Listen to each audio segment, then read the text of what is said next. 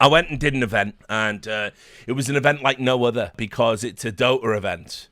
And obviously, we already covered the announcement, didn't we? We did that. We looked at all the responses on Reddit and on Twitter to Richard Lewis working a Dota event. And when I work an event, I always come back and do a breakdown and give you a little behind-the-scenes info. And so, yeah, I had a really good time. I had a really fun time doing this event. And I'm just going to tell a few little stories, a few little anecdotes. We'll read some silly Reddit comments in a variety of voices, and then we'll talk about some real esports news. But anyway, I know a lot of the Dota talent pool. We talk online. There are definitely Dota talent that don't like me, quite obviously don't like me, and have said as much. Some of them, it's inexplicable. I don't know why they don't like me. I imagine it's for all of the stuff on the bingo card, some of which is true, a lot of which isn't. But, there's a number of Dota talent that just has me inexplicably blocked. I'm not going to name names. It's their Twitter account. They can do what they want with it. I don't care. They don't have to listen to my opinions or my tweets. And I would assume that is a sign they don't like me, or certainly don't like my tweets or my opinions. Then, obviously, there's people that probably don't like me. I think it's a safe assumption, even though we've never spoke, which could get awkward, because I don't know if I will bump into these people somewhere down the road. But, for instance, Purge, right? Purge is a good example. I think he's a ridiculous figure, frankly. Anyone that, spends all day tweeting about, the evil of the Republicans and then does an event in Riyadh, I can't take that seriously, unfortunately, guys. So, and I've said as much because I think that's fair. I think that's reasonable. But anyway, I know a lot of the talent, and generally it's rave review. It was good to see Shiva again, obviously, as my co-host. It was good, obviously, to do an event for the first time with Sir Action Slacks. I was like fucking really stoked about that. He's someone I've really, really liked and admired, and our paths just never seem to cross. But there's, a lot of analysts I like in Dota. I watch Dota. I think I actually did a good job. I mean, I'll get this out the way. I think probably I impressed a few people with my Dota knowledge. Not to say it's great or anything, because even though I think I'm like the last time I badged, I was legend. I think people really thought I'm all about CS, and I wouldn't know basic questions about like durations of spells and what spells do, what synergizes well or whatever. So and also I didn't want to show off that I know little bits about Dota, and I have played it a lot more than CS. I didn't want to do that because ultimately I don't like it when hosts, one of the pet peeves I always had with certain other hosts who I won't name, certainly not Shiva, but other hosts that have hosted Dota, they want to insert themselves into it, and it's like, yeah, you don't really fucking want to do that, because obviously you're just the host. And I was on a desk, right, where, I mean, first of all, because I'm sort of doing this out of sequence, but I guess I'll tell you about Fear. Clinton was fucking great. Now, Fear, for me, I was a little bit of a fangirl because Fear played in the Evil Geniuses lineup I absolutely fucking loved. And I loved watching that line. He's played in multiple EG lineups, but obviously the TI winning EG was one of my favorite lineups of all time. I remember watching that TI, remember watching it when they won. Just super fucking love that guy. And he always seemed like a really chill dude. And, you get there, and, I've obviously met Samael, I've met Arteezy, I've met, like, Bulba, I've met, like, quite a lot of players and coaches down the years. But anyway, I've never met Fear before, and so I always thought he was, like, the guy that, like, wow, fuck me, like, Fear's here, He's a sweetheart. Super down-to-earth, super cool, just a really nice guy. And what I really liked about him, and what I realized pretty quickly, was actually I can leverage this guy to be the critic, and it will work on the desk. It will work. Why will it work? Because he's won a fucking TI. If he can't say a player made a mistake, who can? So the first segments that I did at the event were pretty much with him and Lacoste, and I didn't know how it was going to go, because the one criticism I have with Dota talent is nobody wants to be the guy to criticize a player, because Reddit don't like it when talent criticize players. And so I was like, okay, I'll try and push Clinton in that direction. And man alive, he did it. He did it. He did it without question. He had no issues with it. Whenever I tossed stuff out, he was happy to bat it back if I was wrong. which I told everybody to do. If I throw a question out there, sometimes they are stupid questions deliberately. Sometimes I'm just talking bollocks. If the question seems dumb, tell me so. Don't go along because I'm the host. Never do that. That's another little thing that I always put on the desk. Don't be afraid to combat the host. And so anyway, Clinton was great for that. I thought that was really, really cool. I'm going to tell you another funny story, and then I guess we'll talk a little bit about some of the things that happened at the event. Another guy that I got to work with, that I wanted to really work with, and someone I really wanted to get to know, was Lacoste. And the funny thing about this is you don't really think about how things that you do, that you tweet, affect other people, just out there in esports, just out there in the industry, out there in the world. And I was like, obviously, a lot more active on Twitter back when this happened, because you'll remember we covered on this channel, we covered the Hong Kong protests and everything. And so while I'm loath to do it, because obviously linking to Polygon is a cardinal sin, they do have a good write-up of a funny little story that some of you may or may not remember. And you can see this is an article called Pepe the Frog, an unlikely ally of Hong Kong protesters at the world's largest gaming tournament. And they say it's not what you think. Now, because it's Polygon, they have to talk about how Polygon was co-opted by the alt-right. Because Polygon are shitlibs. And so basically they have to perpetuate this lie that the frog was ever racist, which of course it wasn't. I'll tell you a few things that will probably shock you. First of all, American lefty academia has spent pretty much like the last 10 years just inventing things that don't exist so they can be faux intellectual about them. This is why it's dog whistles, it's microaggressions. These things cannot be detected by anyone except shitlib Americans. Isn't that weird, right? It's almost as if it was a grift. So anyway, what actually happened was Donald Trump Jr. tweeted out this tweet, which was mocking Hillary Clinton, calling 50% of America deplorables, any Trump supporters, in other words, on the 2016 campaign, which ultimately contributed towards losing, along with the many other choices she made. She ran a pretty bad campaign because she was so assured of victory. Anyway, Donald Trump Jr. tweeted out the deplorables, and in the deplorables was Pepe the Frog. And because it was Pepe the Frog, what Hillary Clinton then did, Hillary Clinton then got the Daily Beast, who Chelsea Clinton, Hillary's daughter, is on the board of, to get Olivia Nuzzi, a now disgraced journalist who's currently in hiding because she got exposed for having an affair with RFK, which, by the way, was only exposed because she wrote a negative article about the Harris and Biden administration. She wrote a piece about how Pepe the Frog was very real and as an alt-right symbol, and Donald Trump Jr. knew that, and it was a dog whistle because there's just so many fucking Nazis in America that it's actually a really important vote. And it's not just like 600 KK guys, and they're not just a bunch of fat losers who couldn't find a fucking polling station if you drew them a map. But whatever, those were the times we had to pretend the frog was racist. And so anyway, we went for years, like Overwatch League. This is esports I'm just talking about. Everywhere else it was ridiculous as well. But in the Overwatch League, pulling away Pepe signs, right? Even though they had a fucking player that played whose name essentially translated to frog, and it was support for them. And no, you're not allowed. Frogs are bad. Frogs are racist. This was bad. This was racist. But so was the frog. And if the frog ever did that, that was the most racist thing. And as I said, I don't know how to break this to anyone. Anybody who thinks that like secret fascists in America are going around like doing this to each other to signal that they're in some super secret racist gang, or that they fucking look around and then they pull open their t-shirt and there's a fucking frog there and you, oh yeah, I'm a racist frog wearer as well. None of that's happening. You would have to be actually schizophrenic to believe any of that was happening.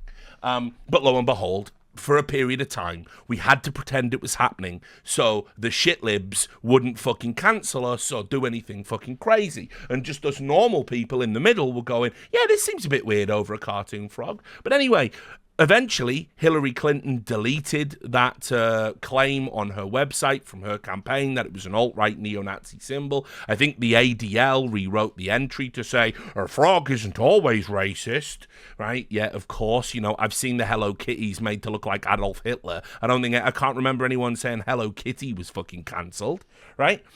So, fast forward to the frog's okay again, and the frog got co-opted by the Hong Kong protest movement. Do you know why? Because it was always just a frog. And who's Pepe? Pepe is just a dude. He's just you. He's me. We're all Pepe. That's why. Feels bad, man. Feels good, man. By the way, this is no joke. I'm saying this seriously as someone that knows a thing or two about these things.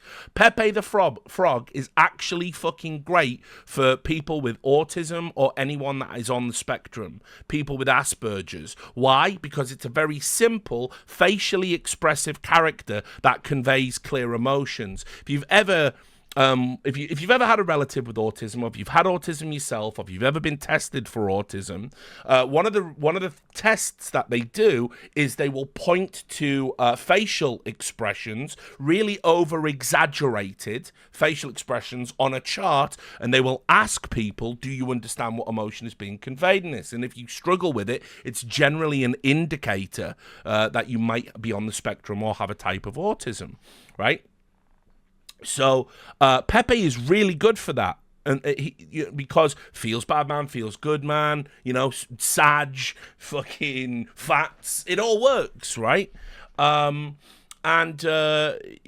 It's so it obviously this would, for similar reasons, be picked up by people all over the world because there's a commonality there we can all understand, and it conveys emotions in a very clear fashion. It's also a very simple character to copy, as you can see here by the graffiti. Anyway, Richard, why have you gone on a tangent reminding everyone about why Hillary Clinton's awful and how stupid the world was in 2016? Very good question. Well, because it got stupid for different reasons. There is Big L, as we call him in the community, my beautiful lyrical, one of the most empathetic, kind, warm human beings I've ever met in all of esports. I don't say that lightly. And of course, Lacoste, who I had a fantastic time with. He's a super funny dude. We have very similar ideas about how to construct a segment, similar senses of humor. And you can see there, he wore a Pepe pin, and it was at TI.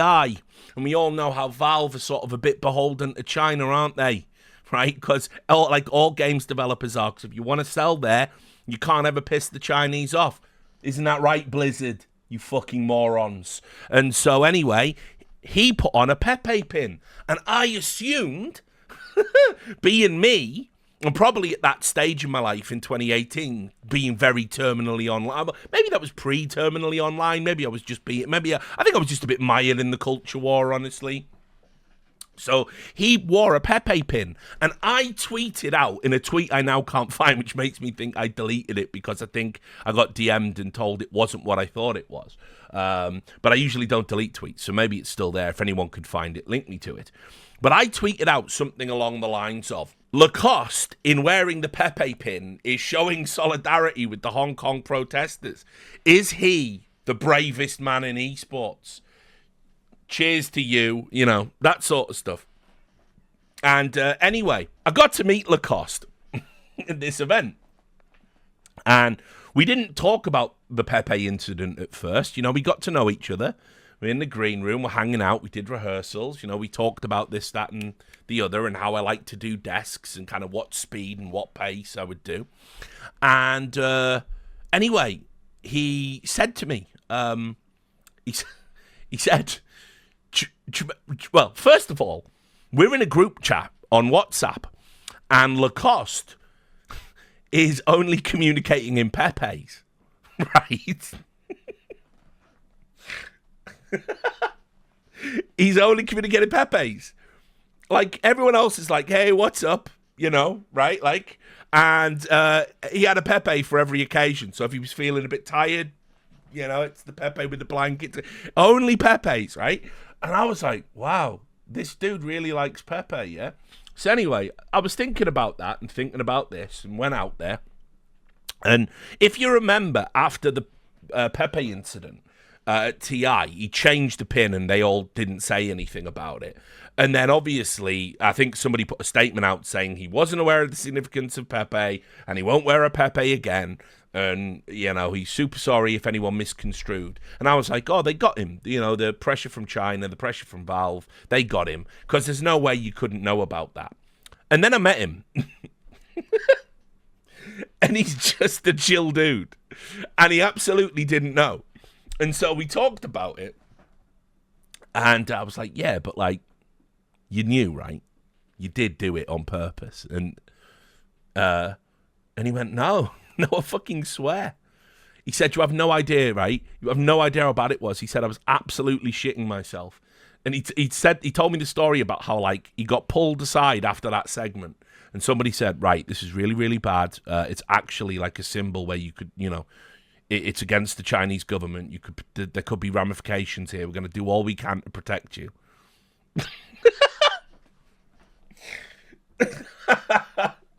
I can't believe this was real. And he was just like distraught. Like, he's like, no, but I didn't mean it. Like, I'm so. But anyway, while that was happening, I tweeted my tweet and said, look at this brave hero. And apparently it was going to blow over. It was starting to blow over. Everyone was starting to move past it. There was no big deal. And then I tweeted, behold the bravest man in esports, everyone. My 130,000 followers. Look at this brave man. Salute this brave man. And of course, this motherfucker's out there like, no, don't salute the brave man. So I basically blew this thing up. And that was when, you know, the apology came, the statements came, the worry about it came, the report started to come. And anyway, he said, like, when he was, like, shitting it, they were, like, people were asking him questions, like, well, why did you wear it? And he was just, he was, like, really shook, and he was going, I just like Pepe. And I can confirm he does. He really just likes Pepe. It's no joke. He absolutely loves Pepe. He communicates in Pepes. He used to be one of those guys who really collected the rare Pepes. He got rid of a ton. He was telling me after that incident, he had to change he changed his phone and everything. He got rid of all of his rare Pepes. And so that's the story of how I ruined Lacoste's social credit score forever. But I'll tell you, we had a good laugh about it. He was a great fucking sport about it. I loved that I was like, man, I'm so fucking sorry. But I said, because I have a tendency to morally grandstand. So my assumption was you were doing the same thing. So anyway, that was something that happened there. Also, let's do this. Let's talk about... There was a spicy bit of drama. I'll get back to talking about the talent in a little bit, but let's just get the spicy drama out first. So, I'm hosting the event, yeah? And just for context, the talent are in a different hotel to the players. So we're just at the fucking... You know, we're just in the studio, just chilling in the green room, hanging out, right?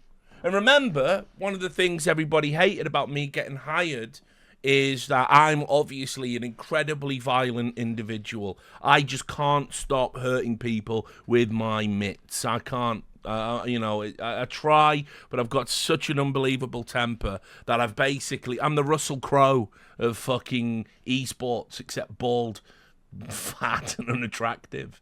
Other than that, lots in common. Although I can't help but notice Russell Crowe has ended up at a similar destination. Anyway, there I am, just fucking bosh, fucking smacking people out at events for no fucking reason, right? And so obviously I can't be trusted to work an event because, you know, there was that time I wasn't arrested for a non-existent assault. So anyway, I went there under this cloud, you know, all of it. You all remember, yeah, you all know what I'm talking about. The following is a hell. You all know, right? You all know, right? So anyway, people were really upset for that reason. And then at the event, I got told I was going to have to read a statement on air about a thing that happened between Avalus and Falcons. And obviously Falcons were the favourites and Avalus are a team.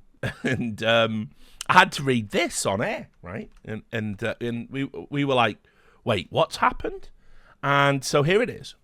Avalus have been issued a level 3 penalty for the entire series against Falcons, minus 110 seconds bonus time on the draft, following an altercation between Seneko and ATF, as he's now known, originally called Amar the Fucker, in the hotel lobby. We condemn this type of behaviour as it goes against the values of sportsmanship and respect that we uphold in our tournaments. The incident has been reviewed thoroughly and appropriate action has been taken to ensure the integrity of the competition. We expect all participants to maintain professionalism on and off the stage. And so I'm like, okay, well, when you say an altercation, what do you mean by an altercation? And there was actually a picture of the altercation. Now, it doesn't really look like much of an altercation, but I'll give you some context here, right? Basically, and we'll go through the various versions because it gets even more ridiculous, right? Basically, what happened was, right, you all know Amar. If you follow Dota, you know what Amar's like. He's got better in recent years, and he's really nice in person.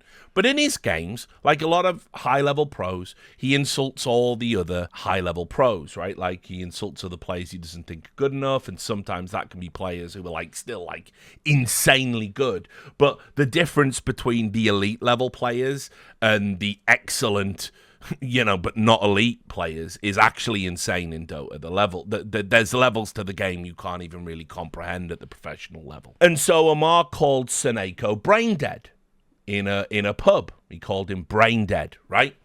And so Seneko had messaged him at the time, more on that in a moment, but then basically said, I'll see you at the event. And this is a picture of him coming up to him in the hotel lobby saying, call me brain dead again. Call me brain dead again, and we'll go outside. And what he's doing in this picture is he's trying to alpha Amar by putting his arm around him, going, go on then, go on then, go on then. Now, neither of these dudes look like fighters to me, but again, I'm not an expert on that, right? Despite what the Dota sub claims. And you can see that Amar he's got his hands down, and he's basically saying, yeah, whatever, hit me then, right? This is quite a common move. And you want to know what made me laugh? Seneko is to Amar what Loader was to me. The difference is, I wouldn't let somebody do this to me because I don't know what they're going to do with their other hand. And I would advise you just in life, and people are going to go, Richard Lewis is advocating for violence. Ban his Twitch. Don't invite him to it. Don't let anyone ever get this close to you ever in life. Ever. Especially if they have ill intent towards you. Absolutely not. Absolutely not. I might sound like Chael Sonnen. I can't let you get close, man. I might sound like that. But no one's ever doing this to me. I don't give a fuck. No one's doing it to me now. No one was doing it to me then. No one is ever doing that to me. And I see someone in the chat saying I'm going to tell my wife that tonight. You never know, is all I'm going to say, mate. You never know. It's always when you least expect it, right? But, like, if somebody has said they're going to hurt you, right, and then they come up to you and they make physical contact with you, you are well within your rights. There isn't a court in the world that is, like, if you push them away and say, do not fucking touch me, you are well within your rights to do that. And I must say, actually, I admire Amar's restraint. Amar, as a teenager, had the restraint, if you want to put it that way, that I certainly didn't, and I certainly don't think people should have. I think if you make physical contact with me, you are breaking the social contract, and I'm going to react. But, I'm from a place where I've seen a lot of people down the years, I've seen a lot of people let shit like this happen to them, and then they get really hurt. So, obviously, it's personal experience. Anyway, this is what happened. And so, we get the versions after this. We get the versions. And I want to just read you Amar's version, because it's funny. Thanks to Gosu Gamers for compiling all of this, by the way. Super useful. I'm one of the old school websites. So there it is. Just to clarify what happened today, 3 months ago I was playing a ranked game against Seneko, and during the game I called him brain dead. After the game he sent me a threatening message on X, which I took as banter. Today he approached me in a hotel lobby, put his arm on my shoulder, and Seneko started threatening to punch me and put me in the ground, to which I replied, please punch me. He just stood there and kept threatening me, despite Avalos manager, coach, and players trying to get him to stop. Anyway, I guess he did this because he can't beat me in game. Now, I have to say, Falcons are annoying. as a team. Amar is annoying as a player when you're playing with him. But this is Chad. This is Chad behaviour. Absolutely based as fuck. Salute to you, son. Fair enough. So that was his version. And we all had a laugh about it. Falcons, on the other hand, they did not have a laugh about it. Falcons did not find any of this funny, and they got very upset about PGL's punishment. Now, again, for context, if you don't follow Dota, losing all of that draft time, that is damaging. That is damaging to your chances. It's a tier 3 response. But, and by the way, nothing actually happened. There was no violence. There were violent threats. And I'm going to display how I know Falcons are full of shit in a moment. But let's just see what they said. This was their press release about the issue. Today, a serious incident with Avalos player Seneko has occurred against our player ATF during PGL Wallachia before the match between the two teams. Whilst teams were waiting at the hotel, Seneko has approached ATF, put his arm around him and issued him serious physical threats. These threats then escalated to a more direct level of physical altercation when Seneko requested ATF to step outside of the hotel to physically confront him. Spoiler, also, just a bit of general knowledge. If you attack somebody outside of the hotel, you're still probably not going to be allowed to stay in the hotel. I don't think that's like a demarcation, right? Yeah, just for future reference. This reached a point where the Avalos manager requested Seneko to stop. Upon being ignored, both the Avalos manager and our own had to get involved directly and pull Seneko away from him. The entire incident was seen by PGL staff and admins. We are deeply disappointed with PGL's decision to issue the draft penalty for such a serious incident and are concerned for our players' safety at the event. Whilst we appreciate PGL will now be providing us a security guard, we will not stand for threats of physical violence being put on our players. We must ensure a zero-tolerance policy for these kinds of behaviour. Safety of players must always come first. We call on PGL to take stricter action towards the involved player by removing him from the tournament. Until this occurs, Falcons will be internally deciding on whether we continue with the event. Nothing is more important for us at Falcons than our player and staff safety. Neither should it be for a tournament organizer. Now, I agree with this in principle. Falcons aren't doing it in principle. I'll prove that in a second. But I agree with this in principle. You can't be making threats of violence at events. Now, look, I wish players in general, esports professionals, would learn a very simple lesson. Yes, you can talk shit in your pugs, your scrims, and your pubs. You can talk shit to these people that you play against, but spoiler, you are going to see them in real life. It is not like the old days, which I don't even know why the Zoomers and Gen Alpha lot are acting it like they were there in the old days. In the old days, you might never meet these motherfuckers you talk down to. You might play them hundreds of times and never, ever, ever meet them. And so it was just fair game to say all the terrible shit that you could think of about them. Like, no, that was just how it was in the online era. We're past that. This is a professional sport now. And unlike a lot of professional sports where, it's a Roy Keane, Alfinger Haaland situation. You said something about me when I was injured. I have to wait until the next time I play you to put in a tackle and absolutely wreck you. You see these people 25 times a year, perhaps, right? So if you're going to go around and talk to your fellow colleagues, your professionals, like they're dog shit, some are going to get upset. Now, is being upset over words on the internet the right reaction? Of course not. And by the way, being upset over brain dead just proves you are actually brain dead. It is one of the most tame insults I've ever seen anyone get upset over. But there might be certain buttons you can push and certain things you can say where, I'm from a world where basically, for instance, like if you lost a relative and somebody used that to try and hurt your feelings because you didn't play very well in a pub game, I'm probably going to have a word. So we're all different. We all feel different about stuff. But there sort of has to be kind of a line that you draw. And remember, you are going to see these people. You might even play with some of these people in future. Not that Amar would ever play with Seneko because Seneko was washed and bad.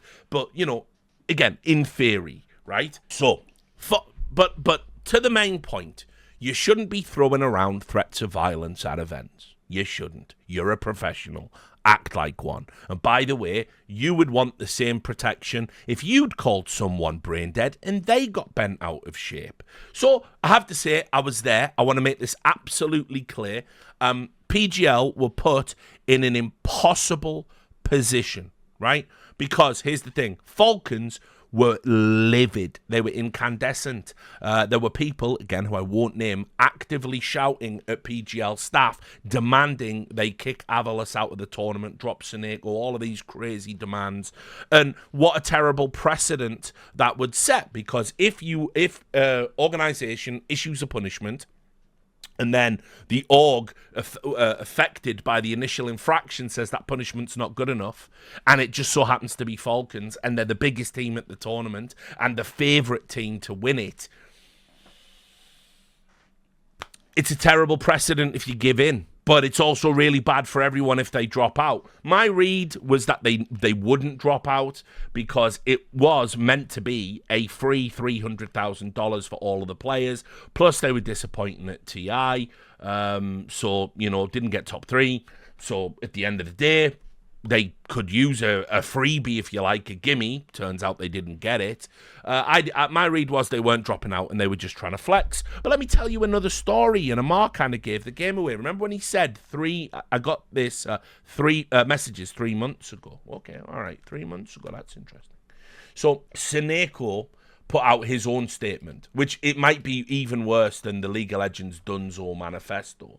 It is one of the most ridiculous things I've ever read from an esports professional, and I cannot for the life of me understand why he put this out in public. This was Seneko's statement about the drama, and you can see these are the DMs, so you can see immediately he instigated it, right? Whenever I meet you next time at LAN, you will stop typing chat, I swear. If you don't have brother, then I will teach you how to become human. I don't, then he said, what's your problem, big man?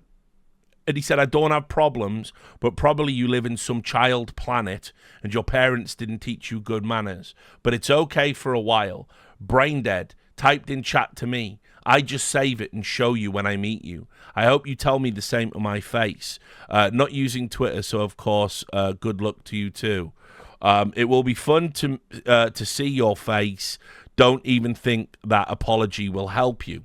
Now, I'm just going to say before I read any of the more batshit insane stuff here, you are brain dead if you think these DMs help you in any way. Publishing these DMs, which Amar didn't even do, you look like the twat because you are. You went into his DMs after a fucking game of Dota, you fucking loser. What? And then you're like, I will teach you. By the way, did you do it? Did you teach him anything to his face? No, I'm going to tell you what you did. You went up, you tried to alpha him, and he just stood there and went, go on then. Go on then. Fucking do it. Go on. And you were going, well, you stalling for time. I won't hit you unless we're outside. By the way, that's just, I know you're a pussy. I know you're straight up a fucking pussy. But like 100%. People don't do that if you're about business. You don't go, right, come outside then. You were never going to hit him. You tried to intimidate him. It didn't work. You felt stupid. And then you tried to stall it out. It's pathetic. And then, yeah, exactly. There you go, someone in the chat. Hold me back, lads. Oh, we're not holding you back. Go on, then. No, I will. I promise. You don't look like a fighter. You're not a fighter. You were never going to fight this guy. And by the way, that's a good thing. It's good that you're not violent. It's good that you don't have fucking criminal intent. You fucking imbecile. Publishing these DMs just makes you look like a fucking baby. So anyway, he goes on, right? Right? This is mental, okay? At the hotel, I saw Amar with his team. We're both Muslims, and it was important for me to talk to him face to face, as our faith has certain standards of respect and morals that we should follow. I approached him with a smile and a friendly vibe, put my arm around his shoulder, hoping he'd take it in the same friendly way, and asked him, do you remember why we even had this conflict in the first place? Do you remember what you called me? His response stunned me. Yeah, I remember. You're brain dead. Amar, I love you. Amar might be my new hero. Remember how he was so confident you wouldn't call him brain dead, and then you called him brain dead? Get fucked, mate. And by the way, the pathetic lie that you are telling by going, I was approaching him in a friendly manner. Your DMs that you published prove that you absolutely weren't, you clown, right? And then nobody does this to be friendly. No one does the fake alpha hug to be fucking friendly, right? No one does it to be friendly. That's not what it was. By the way, half a dozen witnesses all said it wasn't friendly. All those people in the photo of you doing it said it wasn't friendly, and all relayed what you said accurately between all of them. Anyway, it goes on. I was surprised, blah, blah, blah. I was feeling his negative energy. Yeah, you, by the way, you just didn't have to have this conversation at all. In response, Mar started yelling, punch me, go on, punch me, while Skitter called me a bitch and kept pushing for a fight. The conflict escalated very quickly and my team stepped in to pull me away. Skips on, he talks to Falcon management. Then the Falcon team reported to the admins that I supposedly threatened Amar with physical violence, which wasn't true. Half a dozen people said it was, mate. There's more witnesses to what you did, right? There's more witnesses saying you were aggressive to Amar and threatened violence. There were more witnesses saying I was not the person that started it, and yet look how these things work out. So yeah, you 100% did it. Then the only physical contact was my hand on his shoulder. If that was seen as aggression, I apologise. My real intentions were described above. You're lying. Before the game against Falcons, by some very strange coincidence, I ran into Skeeter in the bathroom. While I was washing my hands, I heard some mumbling and didn't even realise at first that he was talking to me. I figured out he was still throwing insults, so I just asked him to follow me and went back to our team room. Skeeter followed and we met a PGL rep. I showed him that I wasn't the one breaking the agreement to ignore each other. It was Skeeter. In response, Skeeter started cursing at the PGL rep and even insulted my teammate, Smiling Knight. Now, on this note, after Sineko tweeted this out, you can see there was like another player, Skylark, saying, you came at me in the elevator with your boys asking why I tip you, intimidate me, laughing my ass off. Your team said you're trolling, but I guess they're just ashamed of you acting like a child. So all these players are saying Sineko's going around like he's fucking prime macho man Randy Savage. Actually, no, prime Randy Orton. He's the fucking legend killer. He's just starting fucking fights with everyone. Skeeter also talked about what he did. He said my intentions were to defend my teammate from an unhinged person and I would do it again. So, also based. Back to this. We go here. I have to ask, where is the line? Spoiler, you crossed it. When did it become normal for players to say whatever they want about their opponents without consequences? Why is toxic behaviour so widely accepted even at major tournaments? Why do some players get penalised for their actions while others don't? If we're really aiming for fair play and respect at tournament, rules should apply to everyone equally. He didn't break any tournament rules, you fucking dickhead, because he wasn't at a fucking tournament, was he? You dickhead. This is super easy, mate. This is dead easy. You were in a pub, he said you were brain dead, you got upset, you went to a tournament that has rules, and then you broke those tournament rules. Then, I'm genuinely surprised that an organisation from a country where people's rights are protected under Sharia law, that notorious rights protecting belief system, I'm genuinely surprised that an organisation from a country where people's rights are protected under Sharia law would ignore or even condone inappropriate behaviour from their player, the only Muslim on the team. Personally, I don't think this sets a good example. Maybe it's time we rethink how we treat each other in esports and what that says about us as professionals. Now, in all my life, in all my days, I have never, ever seen anyone invoke Sharia law as a defence for their own bad behaviour. By the way, must have missed the part in the Quran that says if someone insults you, go up and start a fight with them, particularly if they're younger and potentially weaker than you. I didn't catch that vibe from that. Again, I'm only a layman in Sharia, but Don't know. Doesn't really feel like that. But like, I invoke Sharia law. He insulted me. He called me brain dead. That's not very Sharia of him. Like, what are we... Guys, this is ridiculous. This entire statement is the most bonkers, batshit thing I've ever put out. I've seen put out by any player. And they said, I put it out. I'm not Sineko. Anyway, obviously this caused a huge brouhaha. It caused a huge drama. Reddit were loving it. Every time Falcons played, you know, there was all their fans in there calling Sineko names. It was all the fucking Avalos fans were in there. Right? It sort of did the rounds as well. It was like a few, like, you know, people like hopping on and giving their own statements, right, about what happened. And so we'll get to this now. I mean, this was great. I enjoyed this one, right? Because almost immediately afterwards, right, Quinn had an opinion. I was like, okay, let's see. What's Quinn got to say about it all? Well, obviously, you can imagine what Quinn said. Anyone attacking Amara or saying X or Y is deserved is totally in the wrong. Words in a pub are completely different than physical threats in real life. Do not conflate these two. It's insane and dangerous. If anything, I think the punishment is not enough, and Avalos should be DQ'd from the entire tournament. Physical threats are beyond unacceptable, and you should be punished ridiculously hard. Now, maybe that message is correct, but the messenger certainly isn't. One of the game's biggest shit... By the way, I love him as a player, but one of the game's biggest fucking shit talkers saying, hey, let's not beat up the shit talkers. Yeah, I mean, like, obviously, like, what a fucking obvious take you're gonna have, you fucking... You know what I mean? That's like the most obvious. Of course, you're gonna say that. You know, it's like we're all on Noah's Ark. Noah comes in and goes, "Look, I'm gonna have to kill some of you, and just so you know, I fucking love bacon, me." And the pigs are going, "Well, listen, we shouldn't start killing the animals. It's fucking crazy. What are you talking about?" Parker, who ended up being the MVP of the tournament, replied to this. He had his own take on it. He said, from a person as toxic as you who insults people's mothers and tells people to die, you should be outside protecting the discipline and shut your mouth. And Quinn said, don't think my past actions are related in the least to somebody saying in person, face to face, they are going to hurt them. Pretty bad take. Right?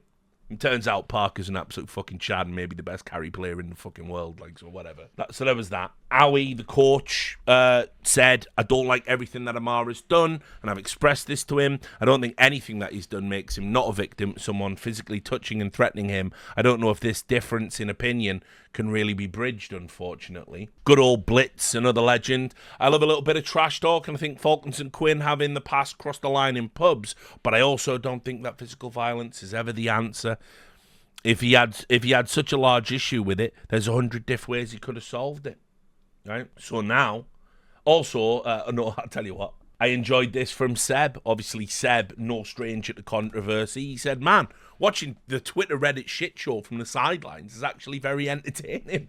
I feel you all now. So, remember how, just before I went over all of this, I told you I would show to you that Falcons are actually full of shit.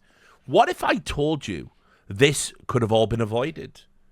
You're going to say, no. There's no way that's true. Right? Well, here's a detail of the story that I don't know if this got out publicly, because obviously I've been in the event bubble. So apologies if you know this detail. But I'm going to tell you a key detail. You know those DMs that Sineko sent Amar? The day before the tournament, he put a thumbs up on his comment. And obviously you see in your Twitter DMs that somebody's put an emote, an emoji, a response on your DMs. So he did a thumbs up as if to say it's absolutely going to happen, right? So why didn't Falcons go, oh shit, Sineko is actually serious about this? I'd forgotten. This was 3 months ago, but he's saying he's going to hurt me at this event. We should probably let PGL know about it. But you didn't. You didn't do that, did you, Falcons? You could have told an admin, hey, we've been threatened. Sineko could have been pulled in a room. What are you threatening players for? I hope you're certainly not going to act up at our event. Let us know now, because we'll just preemptively disqualify you and you can use a stand-in. Sineko goes, obviously, no, I'm just big mad. That's, but Falcons didn't report it. Because I think and this is just a guess, I think Falcons kind of like being the despised team. They deliberately push the trash talk as far as you realistically can in events. They do a lot of stuff like that in games. They do the aggressive tips. By the way, there was an agreement that you were meant to ignore each other. Didn't stop them tipping every time Sineko died. All the tips coming in from Falcons. And by the way, that's fair enough. That's all in the game now, because Dota pretend they don't like toxicity and then give you the tools to wind people the fuck up. But you could have just, when you got that thumbs up, told PGL you were worried about what he might do, and we're all good. But they didn't do that. They didn't do that at all. So they're full of shit. Falcons are full of shit, and as it turns out, they didn't pull out anyway, as they said. Now, just to show you as well how comically stupid it was at the end, we got this. They sent in Kuro from Team NGX, which is what I'm always going to call them, because you're never getting me in that compilation of talent that called them the other thing. They're Team NGX. This is what happened. They sent in Kuro to be the fucking Kofi Annan of Dota 2. We resolved problem. Now, if you know anything about Kuro, he's one of the most model professionals ever to have touched Dota, and again, just a really cool dude and super down to earth, super humble. He just is like that. So he's the Kofi Annan of Dota 2. He said, thanks to Kuroki for helping us talk things out. As soon as we actually got the opportunity to talk, we could resolve the problem in just a couple of minutes. Next time, I will be able to handle situations like that better. Let's play Dota and have fun. That's all it took. Now, by the way, I'm now going to tell you a story about Lauder and me. But I'm just going to segue into it by saying one of the ideas we had for content after this tweet came out was to have us all reenact this, where I was one and Lauder was one and Kuro was in the middle of us, right? And that would have been hilarious. But we didn't get time to do it. So, obviously, I had to talk about Lauder a lot at the tournament, because Alliance were there and Lauder was back coaching. And one of the cool things about Wallachia, even though we didn't get all of the teams that we wanted, there was like 6 teams dropping out and all this other stuff, we didn't get all the stuff we wanted initially for the event, because the dates got moved and it was a bit too close to TI. It was all a bit chaotic. Teams were still being assembled. Again, this was like, a large part of it was my decision, but it's natural anyway if you're a Dota fan. I tunneled in on, nostalgia's good. We all love nostalgia. Everyone loves nostalgia. And we got an El Clasico. We had Navi, but obviously Puppy was a stand-in as well. And they were taking on Alliance. And Lauder was the coach. And it was like, oh my God, what fucking year is it? It was just super cool, right? So we tunneled in on that. And obviously we had to talk a lot about Lauder. And I started on the first day. And it was like, it showed all of the old boys on a graphic. And I wasn't going to ignore it. I know what most talent would do, what most hosts would do, is if you've had a problem with a player in the past, you're not going to mention it on a broadcast. But I'm not going to do that, because that's insulting to your fucking intelligence. You're thinking it. I'm thinking it. We all know it happened. So I made a joke. And so, obviously, when Lauder was there, I was going, Puppy, my esports hero. By the way, that's not performative. I fucking really admire that man. I'm devastated. I had the chance to go out and have dinner with him 2 nights, and both nights I couldn't do it, which is why I ended up with this. Sent to me on Twitter. I'll just show you, which was a nice little personal touch, by the way. I do appreciate this. This is why I got sent to me from my old friend Trance, to Richard Lewis with love, and it's Trance and Puppy flipping me off for not going out to dinner with them. So I'm like, so sad, so sad. He's like my hero. He's the greatest Dota player of all time. Whatever. So anyway, we tunneled in on that shit. And Puppy was the first in the line, and Lauder was the second. And I said, Puppy, my esports hero. Lauder, not so much. And we all had a laugh, didn't we, right? We all made fun of it. But what I'll say about Lauder is, he's always been a bit of a miserable guy, and not really, not good at poking fun at himself.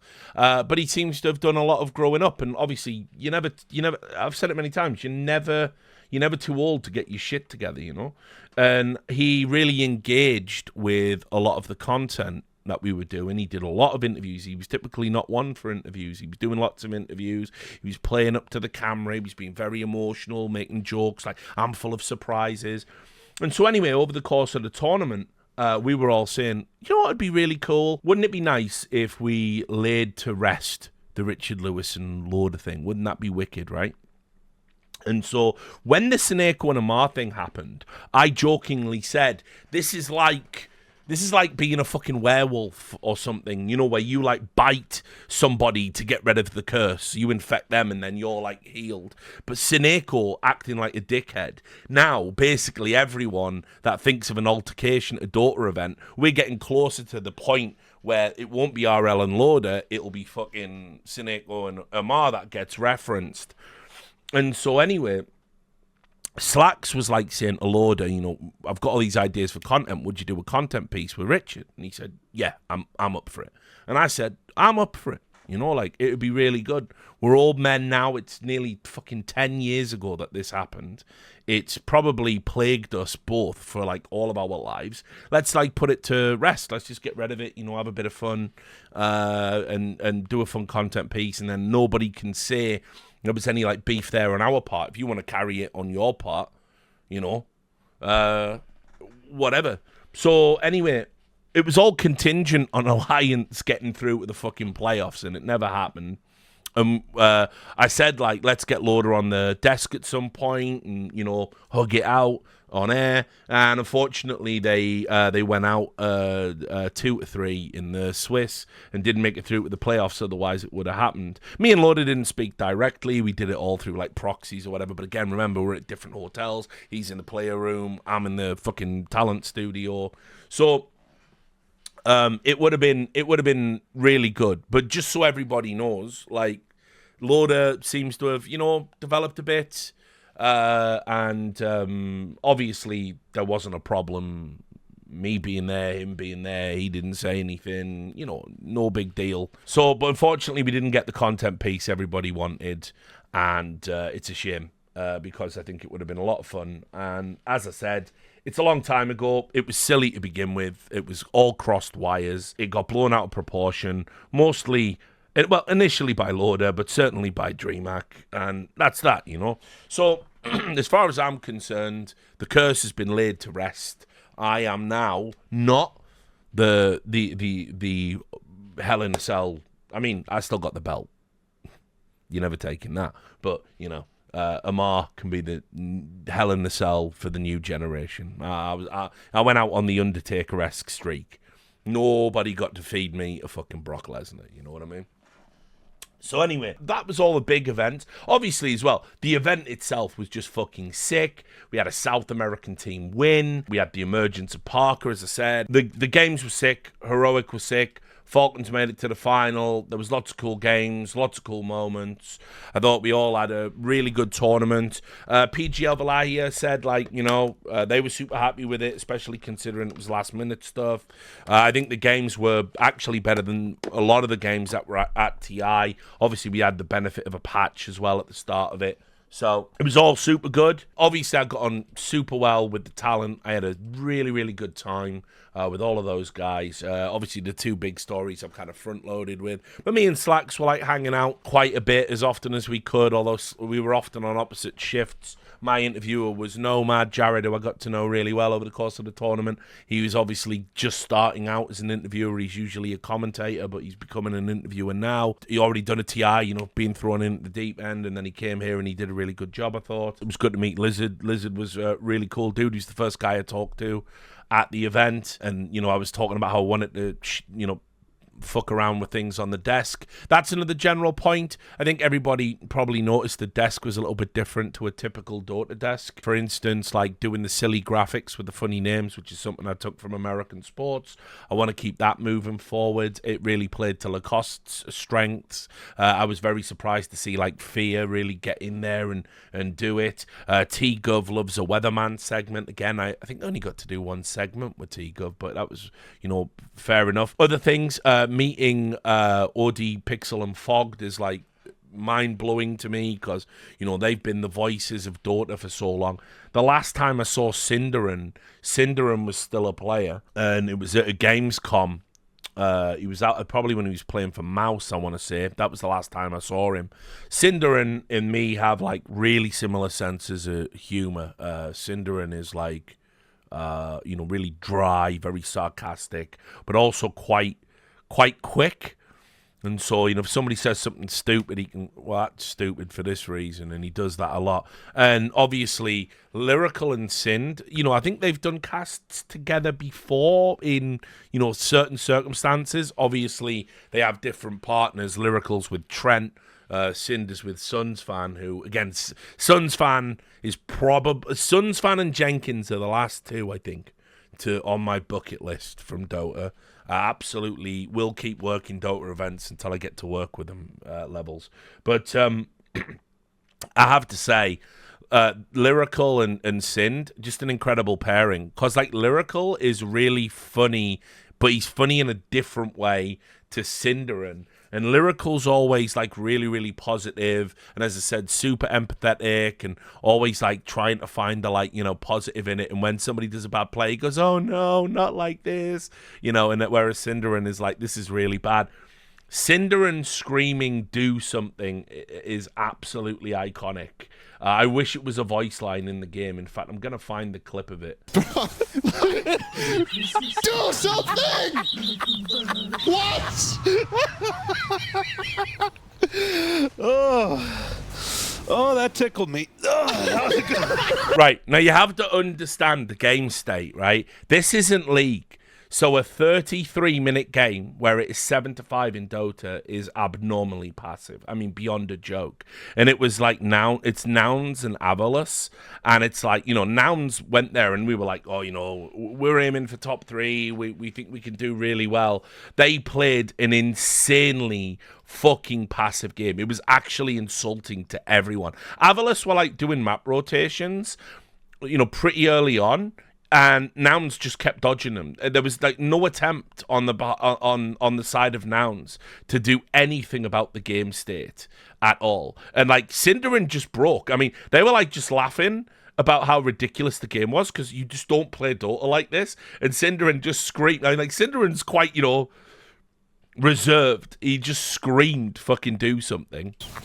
Do something! What? And it's just fucking hilarious. And I need that in the game. So when my fucking carry has been jungling to get 6 slotted as we fall more and more behind, but I'm muted because my communication score is 4,500, I need that in the game so I can spam that on a fucking chat wheel. Do something, let's grow. Anyway, so all the games were good. Tournament was good. It was all straight fire. Meeting all the people were good. PGL were really good. There was no barely any tech problems. Couple of bits and pieces. Most of the delays, honestly, were caused by Dota. By the way, the fucking final had 3 of the most insane games I've ever seen, including what will forever be known as the lag ball, where somebody picked a particular type of broodmother skin that made the game play on about 3 FPS the entire time. The whole game was played like that. It was actually mental. The tournament just had everything. It really did. So I was super happy about it. Then we got to kind of the aftermath, and I'll just bring this up as well. And I thought this was a little bit out there, right? Again, I'll be using Gosu Gamers reporting on it. Low blow, PGL Wallachia Season 2 viewership numbers. Despite Heroic's historic and exciting win, PGL Wallachia Season 2 saw lower viewership numbers than Season 1. And you can see, there's the compare and contrast. It was 486,000 peak for Season 1, but only 320,000 for Season 2. Average 129, average 95. And obviously the framing of this in the write-up is that this is a bad thing, but honestly there were 6 teams that had to withdraw. Spirit went, TI winner, TI withdrew, there was no one from SEA, and it's all things considered, I think those numbers are pretty fucking good actually.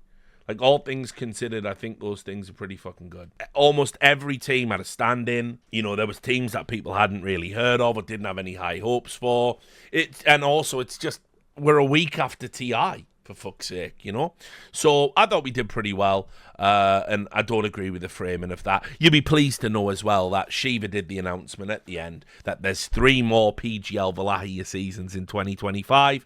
And I went to PGL and I said to Sylviu, listen, just hire me for one, because obviously I don't do Dota, and you don't know what I know that I can do in Dota, and I know I can get on well with the talent, and we can all have a lot of fun, and we can have a fun desk, and I'll come up with some good ideas, and I actually know what I'm talking about. You're just gonna have to trust me. So anyway, Sylvia went, yes, of course you do. You do this season. We see how it goes. Anyway, like 3 or 4 days in, he said, we've got 3 Dota events next year. Do you want to do them all? I said, yes, 100%. Sign me up for that. So I'm going to be doing all through 2025, all the PGL Wallachias on top of all of the CS events that I'll be doing for PGL as well. So just totally back in the game, totally back on the roads, totally back as a host after I retired twice. That alone, and remember, these events are like 2 weeks long. That alone is, I think there's like 5 CS events and 3 Dota events. So that's like 8 events next year. So I'll be doing that. Anyway, to wrap up the Dota breakdown, because I don't think there's anything else too much to talk about, except it was just really cool and good vibes. Oh, I'll say this. A Dota green room is not like a CS green room. A Dota green room, everyone is nice and delicate and friendly and considerate. No one is going to spike your soylent drink with sugar in a Dota green room. No one is going to come in and gang up on you and wreck you when you're at your lowest ebb and tell you to get the fuck out of their industry in a Dota green room. It was actually pretty good. It was just nice, relaxing, chill vibes, hanging out at the hotel on occasion. And as I said, I'm hanging out with people that I like really admire, like Odie Pixel. Like, it was sort of surreal hanging out with him because he's just a normal guy. You think he's like some sort of insane, like the Mekon, just a giant brain floating. You would have to be, right? You would have to be some literal super being to be able to cast that fast and yet that accurately. And it turns out, no, he's just a normal guy. So awesome to hang out with them. And obviously, like I say, Fogged, crazy shit. He just knows everything. Literally his game knowledge is fucking insane. He would do little pop quiz. He'd say to me what's the average duration of a shield rune? I don't know. What's the duration of a shield rune? I don't know. He could tell you instantly. He knows it all because they're the best. They're pros, man. They're so sick. But Lyrical and Cinderin were fucking great. Everyone was great. Lizard T-Gov were great. Loved all the Weatherman segments. Having a relief host is great. You get some time off. You get to watch the games. Just wicked. It was really cool. So I had a good time. I like to think the Dota talent had a good time. I like to think the Rich Cord had a good time. Now, did the Dota subreddit have a good time? Get your bingo cards out. Remember, we put the Richard Lewis bingo card up officially on the Rich Cord. It was made by our little Zoom. God bless him. Get it out. If you've got a drink, remember, drink responsibly. But, you fill up your cup. Let's play a game of Dota. Remember, if you of Richard Lewis bingo. Remember, if you complete a line, you take a shot out of your drink, which could be anything, non-alcoholic or not, whatever it might be. So this thread went up. Richard Lewis is really good at hosting. Yeah, it turns out I've done it before. Who knew? Right out the gate, top comment. Richard Lewis, the comedian. Now, look, I'm sad Richard Lewis, the comedian, died. I'm especially sad that the last season of Curb wasn't very good, and he looked like the fucking Crypt Keeper in it, right? Pretty sad. But his death does mean I am now the most famous Richard Lewis. It's as simple as that. I don't make the rules. That's just how it works. So this joke doesn't work anymore. He's fucking dead. He's not going to host the Dota event. You have to stop telling this joke. The worst part is all of these people obviously know who I am. No one has ever thought come into a CS subreddit. I have never heard of this, Richard. There's no way you can't. I'm not even tooting my own horn there. I've just been around for so fucking long.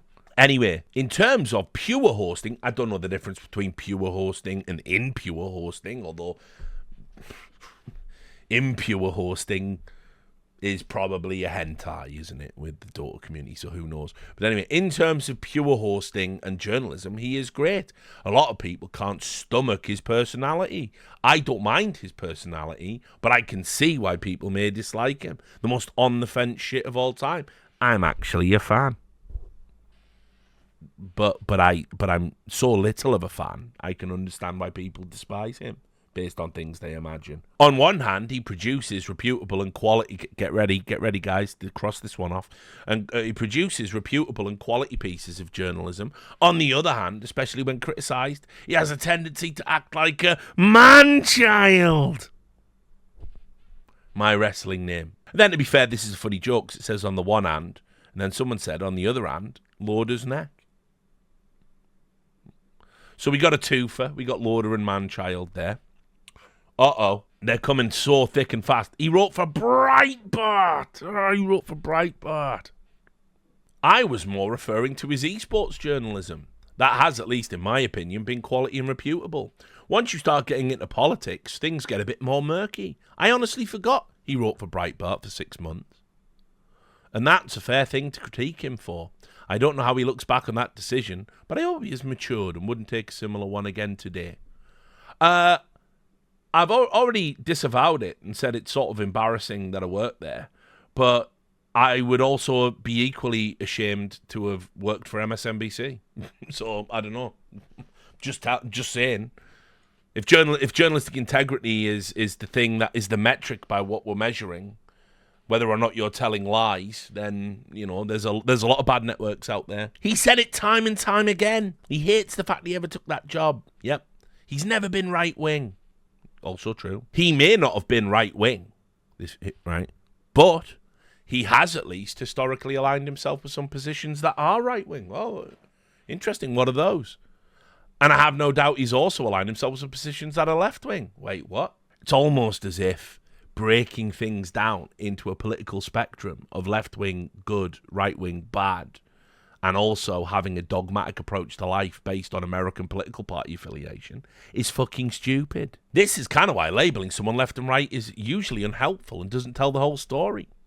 He isn't a dyed-in-the-wool leftist, but he isn't a full-on right-wing grifter either. Well, how nice of you to say that. I'm not a full-on right-wing grifter. I'm just a diet right-wing grifter with all of my right-wing beliefs that I definitely hold and grift about. I also keep saying, what's the grift, guys? What money am I making by expressing the opinions I do? As a host, he luckily doesn't have to bring his personal opinions to the foreground, especially since he doesn't see himself as a Dota expert. We got Dick Lewis, another one. Haha, Richard is abbreviated to Dick in some parts. I mean, literally in Welsh, so it's even less of an insult, but fine. The guy has a history of having his head up his own ass. Dates way back to his time at Cadred. Uh-oh. Someone's still upset they got banned from a forum in 2005. Very reasonable to be upset about that 20 years later. So there's some history between him and others in the business, which may or may not limit his options offers. Time has passed, and he may have changed for the better, but I can definitely see how others will be wary of working with him again. The only barrier to me working for companies, by the way, is me choosing not to. Well, okay, with Blast, it's their ass pained over me criticising them by telling the truth. With ESL, I'm blacklisted because I've talked about Riyadh, and you're not supposed to do that in this industry anymore. Then somebody points out he doesn't work with ESL because of the Saudi thing. But his problems predate anything Saudi-related. We're all the way back in Counter-Strike Source days. If we're going to talk about when things started to slide a bit for him, he was one of, if not the most prominent journalist covering CSS back then. He was quite a big figure in CSS because of his affiliation with Cadred, which was the go-to news site and forum for international CSS. Pretty much the equivalent of what HLTV was for 1.6 at the time. He's been through a lot, and I honestly don't recall many other journalists or talent keeping it up for this long. And it's not like he's been a well-paid job all throughout. Far from it. Dota is a tough one to break into, considering the casters and talent we have at our disposal.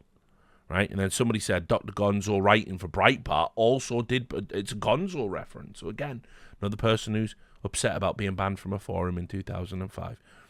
Also did burn a lot of bridges and made a lot of people upset. But as you said, he's been around for a long time. Correct.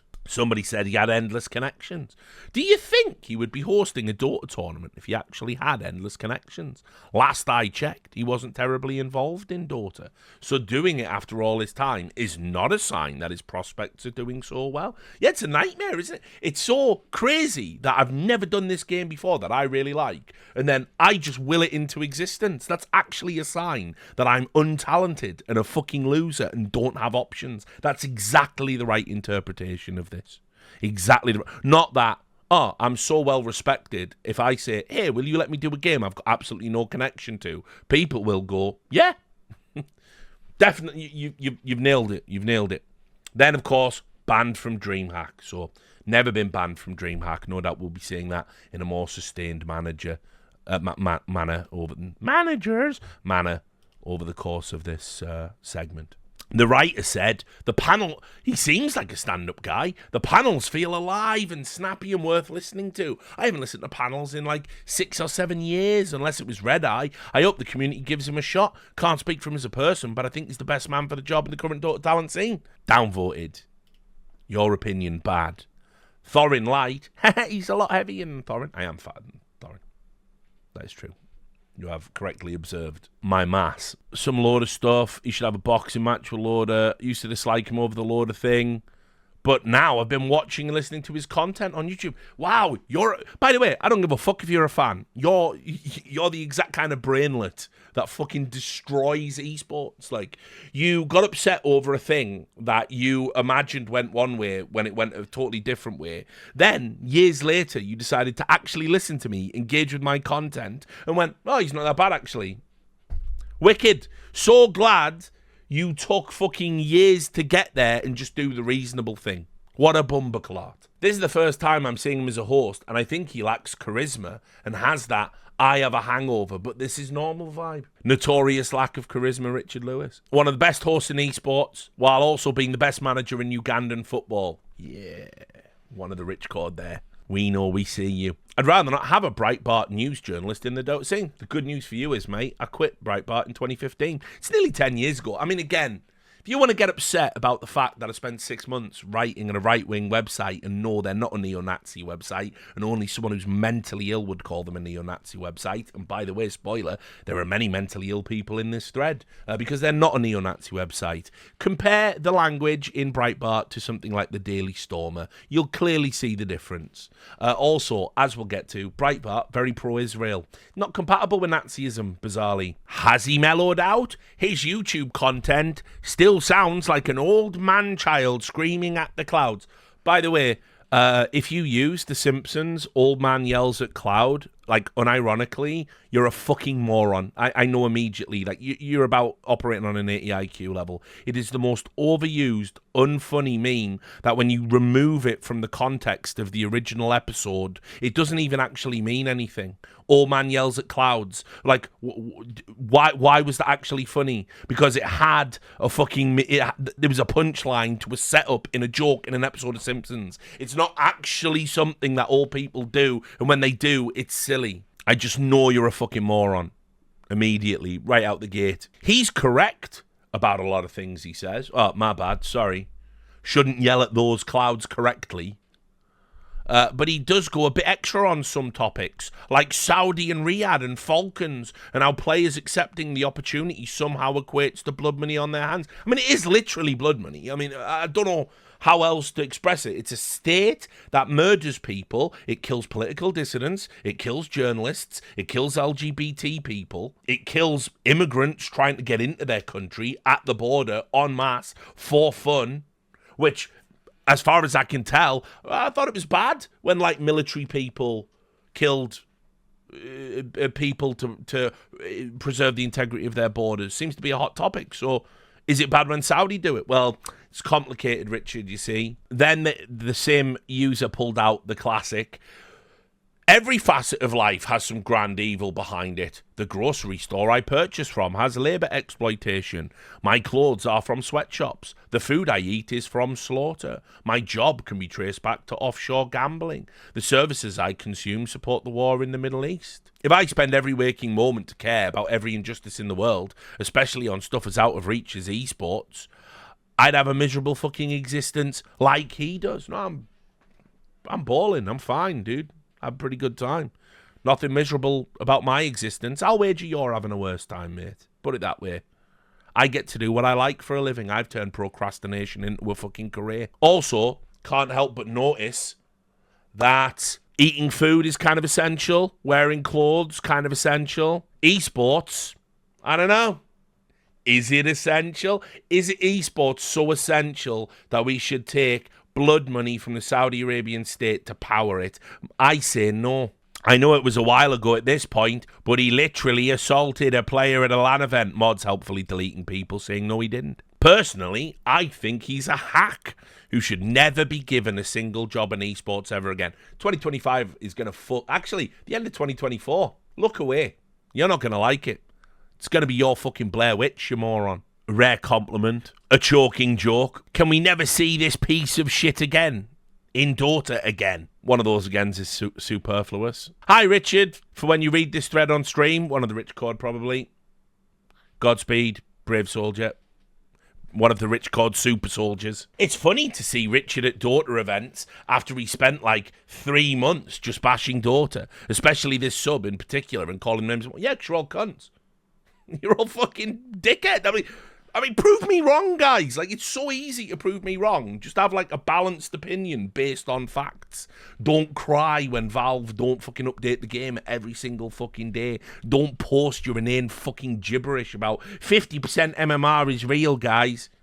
Don't harass women who work in the industry in a disproportionate amount. Super easy. You could totally owe me here, but you never do. His Dota knowledge is lacking, and his personality is that of a petulant man-child. Man-child again there. This is a funny little story. He's been great. The chronic haters are weird. I sent one Twitch chat message about how I like his hosting, and I got someone DMing me asking why I said that, and saying he knows nothing about Dota, and he's assaulted people at events. They linked to one of my videos. Now, as many, which is...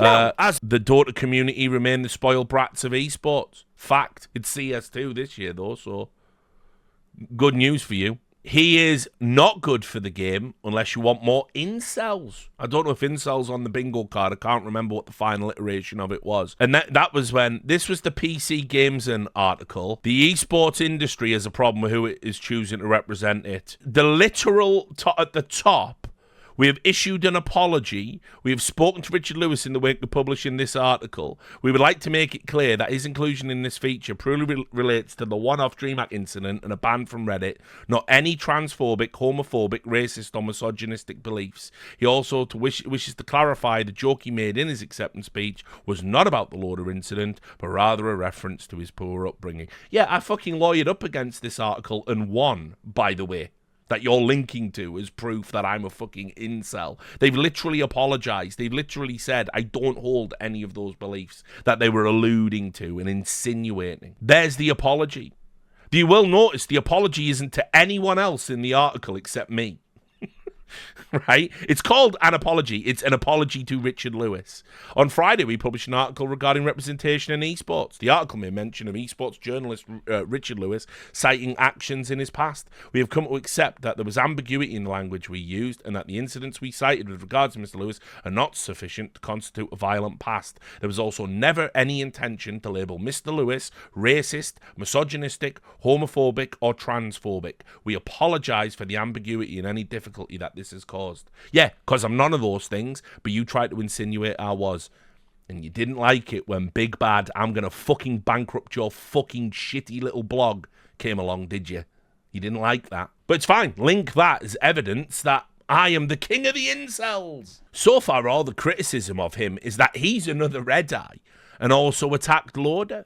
By the way, this Grok, this 11111, he like posted in this thread like 50 times. And even he was so ridiculous. Like, people were just like, mate, you're so far off. Like, he was like, last time I checked, we cancelled Red Eye for less than this. And then, edit, Red Eye did worse shit. Ball, like, punched a fucking guy in a meeting. Like, this is all matter of public record now. He had a Clarkson moment, you know? Anyway, so there was that. Then, I got an appreciation post towards the end of the tournament. Can we take a moment to appreciate Richard Lewis and his witty puns? He seems to have a lot of memes up his sleeve, ready to use at any given time. Although this is the first time we're seeing him in the Dota community, correct me if it's wrong, I think he's doing a wonderful job as a desk host. I really hope he works with PGL for future events. Also, shout out to all the casters, interviewers and analysts, because they are just adding to the entertainment. Yeah, we all had a good time. And correctly, Lacoste is the reigning king of puns in Dota. He really is. Then we had another brave rich called Super Soldier doing the man that literally tried to murder a young child in DreamHack Jönköping in 2015 just to prove how manly he was. The man who was banned from entering Poland because he told his podcast co-host Destiny that all Polish citizens are scum. I mean, that was Thorin, by the way. You messed that up. But not that Thorin said that, but the joke would be about Thorin. Lewis, the guy that basically helped Trump into office in 2016 with his fiery, tumultuous and bigoted political journalism. Yeah, I mean, I suppose in many ways I did help Trump get elected. By the way, still would have voted for Trump over Hillary Clinton. Fucking sue me. Still would. Fuck Hillary Clinton. Just saying. The joke might be that I am Thorin, so who knows. Anyway, the guy worked with Nazi newspapers to help build the alt-right pipeline. What the fuck is wrong with you people? And somebody said that's the most Reddit comment ever. We get into it, blah, blah. There's a ton of stuff that's been deleted. He wrote about esports articles to attract people to the alt-right news website where they will then be exposed to alt-right content, which is a key part of right-wing radicalization in the modern age. Nice try, Richard Lewis. So, there you go. That's obviously I'm on a burner. We haven't forgotten the Lauder incident. Another one, right? I haven't forgotten it. And people are like, well, Lauder attacked him, which, yeah, that's what happened. I think this is the most mentally ill person. Evil woman enjoyer. I'd rather not appreciate a Breitbart writer. I think there's a lot of comments in here, right? Honestly, you're weird. The dude worked there for less than a year writing esports content. He actively refuses money from Saudi and openly speaks against their human rights violations. Do you take a stand against all talent that takes money from Saudi? They are without a doubt much worse than Breitbart. By the way, unironically, Breitbart has never murdered a gay person. Breitbart never fucking beat a confession out of a teenager for the purposes of executing them for political dissidence. Breitbart never murdered a journalist. Breitbart never imprisoned anyone that said anything bad about Breitbart. You know, I hate to break it to you. Unfortunately, the Saudi Arabian state is worse than Breitbart. A publication, by the way, that was founded explicitly by Andrew Breitbart, who worked at the Huffington Post and helped found that, and wanted to create the Huffington Post of the right. Can you explain why not being a fan of taking paychecks from neo-Nazis is weird? And I don't watch the Saudi events for similar reasons. So, by that logic, you're not a fan of a single caster and analyst working the S-tier events. I'll answer that when he answers why disliking working with Nazis is weird. Anyway, this person's going to crop up a lot. Someone point out I worked at the Daily Dot. The Daily Dot is not a left-wing news site. That is so fucking unbelievably stupid. They are so left-leaning. Like, I don't even know, actually. Like, if I was to just look at the front page of the Daily Dot now, like, let's see. Let's go to the politics section of the Daily Dot, right? Because when I worked there, they edited left-wing definitions in that I don't believe are true into my articles, which was one of the reasons why I left, and one of the reasons I ended up at Breitbart. Let's see. What have we got? Trump backers try to pin blame for Nazi flags at MAGA parade as undercover Antifa. Trump shuts down supporters' questions to jam out his favourite tunes for 40 minutes. Trump fans accuse Coachella mayor of sabotage after being left stranded in desert for hours. The alleged new Trump assassin actually associates with far-right operative who has target list of Trump's enemies. The Kamala Harris earpiece conspiracy. I mean, looks pretty left-wing to me. Most of the articles are banging on Trump. They're doing cover when deepfakes circulate for Harris. Pro-Palestinian, the only vector through which to criticize the current Democrat Party. Yeah, looks pretty left-wing to me, mate. I don't know, like, what do you think? So I work there. Shalom. I worked there. The Daily Dot is not a left-wing news site. And the whole point of him writing esports articles there was to radicalize young men. Richard Lewis knowingly played a role in restricting the human rights of women in America, so his whole anti-Saudi shit feels pretty hollow. There you go. I was out there, mate. Fucking hell. Pro-abortion Richard Lewis, I was out there. Do you remember? Do you remember when I was at them abortion clinics stopping women getting aborted? You remember that? I think I streamed it, didn't I? Do you remember? Don't even know what that is. I mean, yeah, in 6 months I got Trump elected. I stopped women having reproductive rights. I created the alt-right pipeline. I get shit done. Hire me. You know what I mean? I get shit done. Left, right, it doesn't matter. I'll just get shit done. He actively helped elect right-wing politicians who then went on to restrict or remove access to healthcare for women. Bro literally helped build the alt-right pipeline, leading young men from video games to fascism, the very real fascism in America. Someone points out that, like, he wrote articles about, like, Astralis being created and, like, not getting or Complexity not getting sponsorship money from G2A. Him writing for a right-wing newspaper helped further right-wing politics. Yes, if you actually can't understand the cause and effect here, you are the one who needs to seek help. Evil Woman Enjoyer came back. I read the neo-Nazi website for the gaming articles. I swear. I'm not saying he's a neo-Nazi.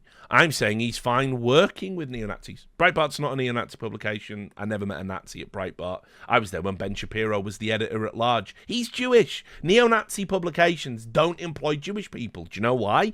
A key tenet of Nazism is blaming the Jews for everything. Breitbart has offices in Israel, which we'll get to. His best friend is trans, but also he's fine working with people who want to kill trans people, is not a pro-Lewis own. You sound like a reasonable and well-adjusted person. Yes, not liking Nazis is a very well-adjusted person to have. You just said I'm not a Nazi! You can't even keep your own shit straight between two comments because the fucking internet has broke your fucking brain. You terminally online fucking loser. By the way, there's no Nazis out there, mate. They're not under your bed. There's no fascists coming. We had 4 years of Trump. What happened? Oh, yeah, pretty much fuck all. What? Gas prices went down. Oh, no. Then somebody pointed out they weren't always the alt-right neo-Nazi shit rag they are now. They started getting weird, which is why Richard left in the first place. Loads of people left. I was there when Ben Shapiro left. It was a weird time at Breitbart when I was there. Milo Yiannopoulos was fucking popping off. There were all the arguments over the definition of what the alt-right was, and it had been co-opted by leftist media, that the alt-right basically meant Nazis, when originally the Jewish professor that defined the alt-right, it was a new wave of conservatives that understood technology. That's what was happening. Steve Bannon had said, look, the alternative right are always welcome on our website, and they seized on it and did what they always do with the language. He wasn't talking about Nazis, for fuck's sake, but then obviously Milo did associate with Nazis, didn't he? So I mean, whole thing was a fucking mess. Ben Shapiro quit not because they were getting weird, but he sort of could. Well, he actually did quit because they were getting weird, but he blamed it on some altercation with a journalist and a Trump thing. But anyway, look, according to co-founder Larry Solov, the two men were in agreement the site should be unapologetically pro-freedom and pro-Israel. This is copied from Wikipedia about Breitbart during their first visit to Israel in 2007. In August 2010, Andrew Breitbart told the Associated Press he was committed to the destruction of the old media guard. As part of that commitment, he founded Breitbart.com, a website designed to become the Huffington Post of the right, according to Breitbart News' former executive chairman, Steve Bannon. Billionaire conservative activist Robert Mercer, who was the guy who funded all of Milo's shit, as far as I remember, endowed Breitbart.com with at least $11 million in 2011. Yes, they were. That's the proof that they were a neo-Nazi website, by the way. That person's brain thinks that proves that it's a neo-Nazi website. And then he says because they were pro-Israel, and they reply with, being pro-genocide state is far right. Yeah. Nazism and Israel aren't compatible. Nazism and Judaism aren't compatible. There's not like some fucking subsect of like Nazis going around going, listen, I'll tell you what, right? After all of these decades hating the Jews, you know, now that I think about it, they've got some, you know, they've done all right with Israel, haven't they? Then this other person comes back, which could even suspiciously be this person on an alt. Hitler had the original idea of taking the European Jews and sending them to Palestine, similar to what America did with Liberia, though this proved too difficult and time-consuming, so the Nazi party switched gears. Being Israel is but Israel is a right-wing ethno-state, so neo-Nazis adore it as a model of what they want society to be. There you go. All of this, by the way, because I worked a Dota event, I want to remind you, I'm not reading a political thread. This isn't on the Destiny subreddit. This is on Dota 2. Notorious Israel-adoring Nazis. That was a compliment there. Thank you for that. Appreciate it. But we're not focusing on that right now. This guy sucks. Turn off stream bad. Underwhelming host and real-life asshole. But there you go. So, how do we do? How many of you got bingo? I don't know how you end up going down a rabbit hole about how Nazis secretly adore Israel because I hosted a Dota event, but such are the times. Anyway, all of which is to say, I had a good time. I'll be doing more Dota in the future. I can't wait. It's going to be rad.